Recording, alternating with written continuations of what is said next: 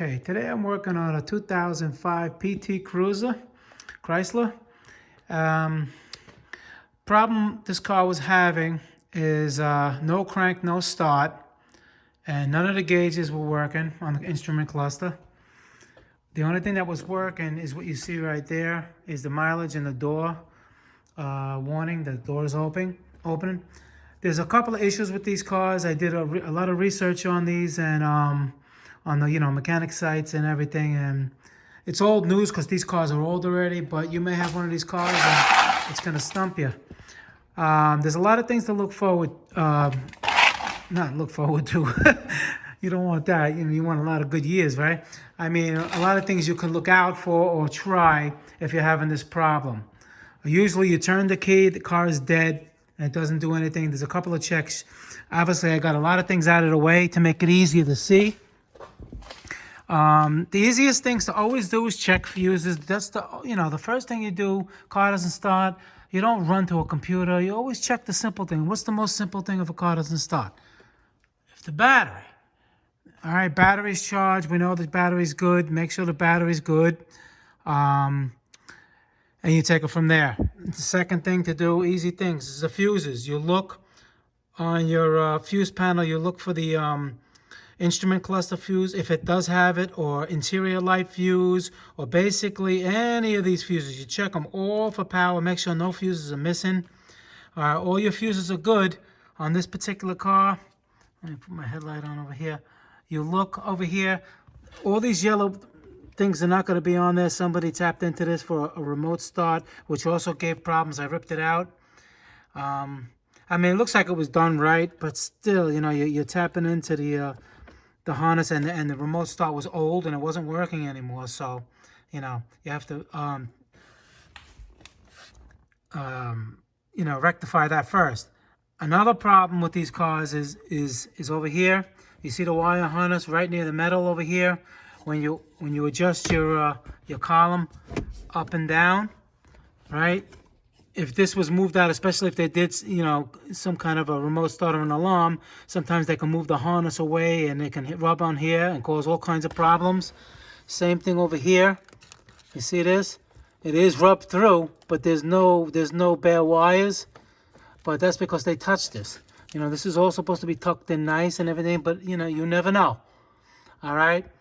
Another thing, and how do you get to this? Is basically a top and bottom shroud with two Phillip screws, and this comes right off. You don't have to worry about all that. And this panel right here, you just pop it down and it swings down. I took it off, and that's basically all you need to get to this area to check it.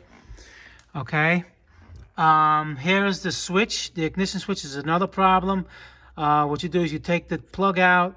Make sure the battery is disconnected. My battery is not disconnected, so I don't want to do that because the airbag is right here. You take this plug out, make sure all the prongs are nice and tight. Sometimes you can just replace the switch. It's cheap, maybe $25. It's right there. It's very easy to replace. That could be a problem.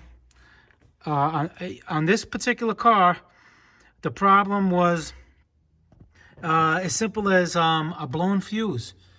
All right, it was a cluster fuse. It's here. You look on this here, it's 1, 2, 3, and 1 over. So the second row, 3 down, the 15 amp fuse was blown.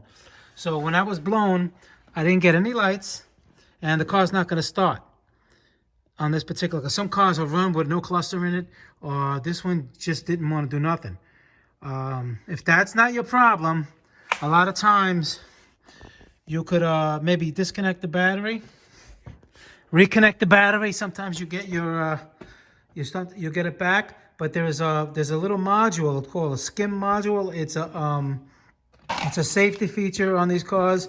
It's coated with the key, and if you crank the car, if you have a problem, there's a lot of I know I'm jumping all over, but if you have a problem when you start in the car, it starts up for 3 seconds and stalls, and you do that more than 6 times, then it's the computer, the PCM is going to lock the car, and when you try to start it, you're going to have nothing. It's going to disable the relay, the fuel pump relay, the starter relay, and the car's not going to start.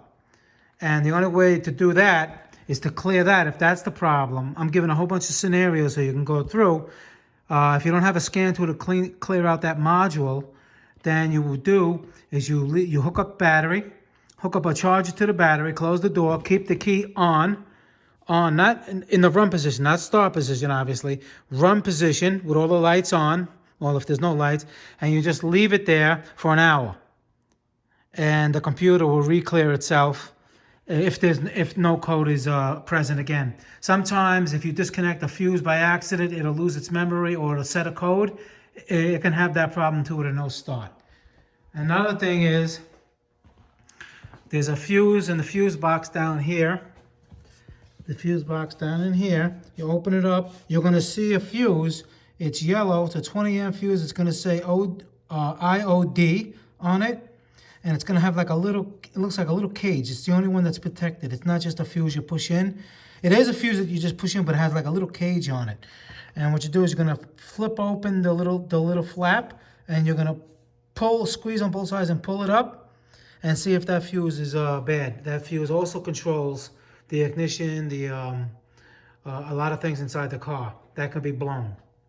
Okay, so mine basically, well, my lights went out on the dash. That's why the car wouldn't start. So I was okay. And actually, the car was running, and I was going to fix the problem because for some reason there was no instrument cluster lights, but the car was running, which is weird. So I was thinking maybe it's a problem, maybe an electrical problem. I don't know. All I know is when I started checking the fuses, the cluster fuse was blown. I replaced that and it started right up. But I was thinking that wasn't going to be the problem. I would have to break out the scan tool, and but anyhow, let me show you right here. Now,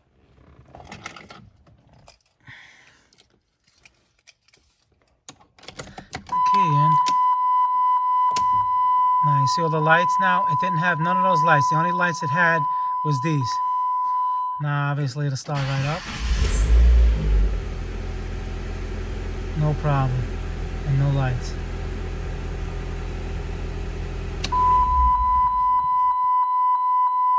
But if you got a problem where you're turning your key, you turn it to the run position and it looks just like this, and then you try to start it and it still looks like this, that means that you got a blown fuse, you have a short. Could be a lot of things. It could be the ignition switch is a big problem on these cars, and that controls a lot of things. Matter of fact, this one's a little weak. If I show you over here, like we put it on. Okay, you see how the light is on the stereo?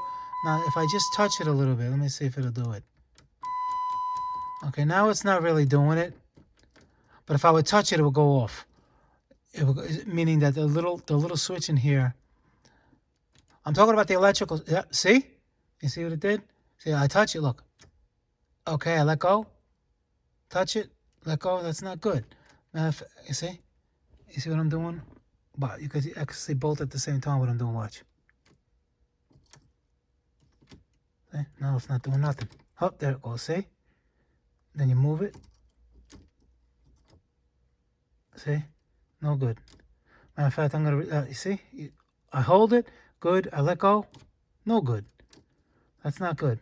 See, that's the ignition switch.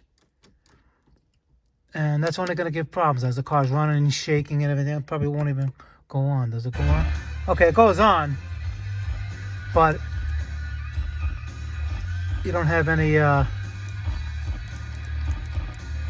guess one of the circuits inside here that controls the lighting in the switch. See? Now, no. Put it back.